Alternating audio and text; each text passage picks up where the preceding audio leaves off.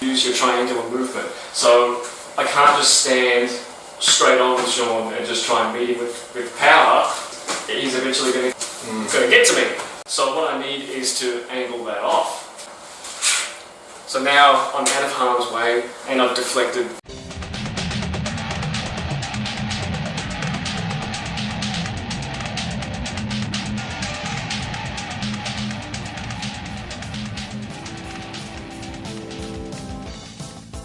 We're going to play with something that some arts call a wing block, other arts may call it a Bong Sau, and a couple of stoners may call it something else. Let's have a look at what the basic movement is here. The arm is coming up like a corkscrew, so to speak. I mean, that was the first time that I did it. That's the way I interpreted it. The higher ranking student at that time didn't stay around all that long, disagreed with me. Years later I could understand possibly why, but I still like to look at it as a corkscrew sort of movement. It kind of feels like a corkscrew, I don't know. I mean, who doesn't love a good corkscrew? Now, my corkscrew motion here, now in many ways different arts that teach this movement, and some will teach you to train it in such a way that your wrist is in your center line, but then that's not the way that you practice it. You're going to need to have more of a distance so that you're out of the way of your attacker. Now another thing to remember with the Bong Sau is to use your triangular movement. So I can't just stand straight on with Sean and just try and beat him with power. He's eventually going to get to me. So what I need is to angle that off. So now I'm out of harm's way and I've deflected the move. Now obviously if you want to learn these things in depth and with a bit of reality, then you need to go to an actual school. I've said this before and I'll say it again, you can't learn things from a video, but you can get pointers and ideas and inspiration. And that's what we're doing here. I'm not teaching you how to do this technique, simply promoting these movements, these drills, these motions, to whet your appetite a bit. Go out there, find a good school. Alright, so let's get back to it. And we'll do this in the most simplified sort of way that we can. So, this is our main motion. Now, this wing block, or this Bong Sau, acts as a sort of counter. It's often something that I've used when my mind is elsewhere.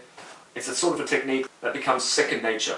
As soon as something seems to be travelling in this direction, your arms will move. Now, this is an attribute that is obtained through energy drills. Drills such as Chi Sau, a drill that is very common to Wing Chun, Kung Fu. And again, there are a few schools and lineages out there that don't even do the Chi Sau, but bear in mind, it is a vital training tool to learn movements like this, so that you can actually apply them, that your brain actually thinks, hey, this feels right, I think I'll do this. I remember in the early days when I first started doing drills like Chi Sau, you sort of find yourself doing these motions in everyday life. You've dropped a plate, you can feel the energy of the plate falling, your arm turns like so, you know. Maybe not plate, but you can see where I'm coming from. Okay, so let's play with it. Now again, as I said before, it's kind of a movement that strings up an opportunity to use other movements, whether it be punch, a counter, a grab. Again, like so. You'll notice that my backup hand is coming into play. Years of doing this, it's just become a second nature sort of thing for me. Like, if my movement here hasn't been strong enough, or I'm just not quite switched on, I've got this fella here, you know, as a backup. It's an attribute that develops with your training. Basic movement is that your arm slides over, or you can simply use it to deflect an attack. This motion, it's very good. It sweeps away what's coming in your direction. It's a good basic sort of technique. If the person knows what they're doing, then you'd better have something else at your disposal as well. You can't just... Then again, I've seen people utilize this in a great way, and I've seen people utilize this in probably not the best sort of way. So we go, and we want that as one motion. The number of movements that we can narrow down, if we can get something from 2 motions into 1 motion, even better. If we can do that in this case, bang. Another way we can implement this is a dragging method into it. So, he wasn't quite close enough for me to reach, so I pull him into it.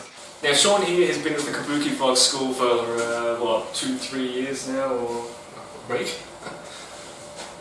Now because Sean is taller than me, it's not very practical for me to be doing Bong Sau and punch. Freeze? Okay, so this is the Bong Sau, and from here I'd have to move in and hit with the punch. Now, it's not very practical for me as Sean is quite a larger individual than what I am. See? Now, because I'm a shorter fellow, I'm pulling Sean into the blow. Now, if he gives me another one and I just simply use the Bong Sau, I can't reach him because I suck. This can be done with a backhand, it can be done with a nice centerline punch. Depending on people's opinions, some people aren't a fan of the backhand, which is fine. It doesn't have to be backhand, it can be some kind of a chop. This can be very painful, especially somebody that's conditioned their forearms. You cut that across the face, across anywhere. It's not nice. Back to the backhand, some people frown upon a backhand. It's not the strongest movement, but I don't want somebody's backhand in my face. And maybe not as much damage as this, which could be followed up upon. But a backhand's not all that bad. You can even do it with a hammer fist. So play with it.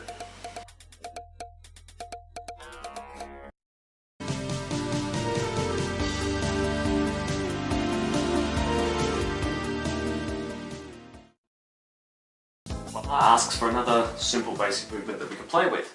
Okay? I like your ukulele. I don't. Okay, we're going to play with something that some arts call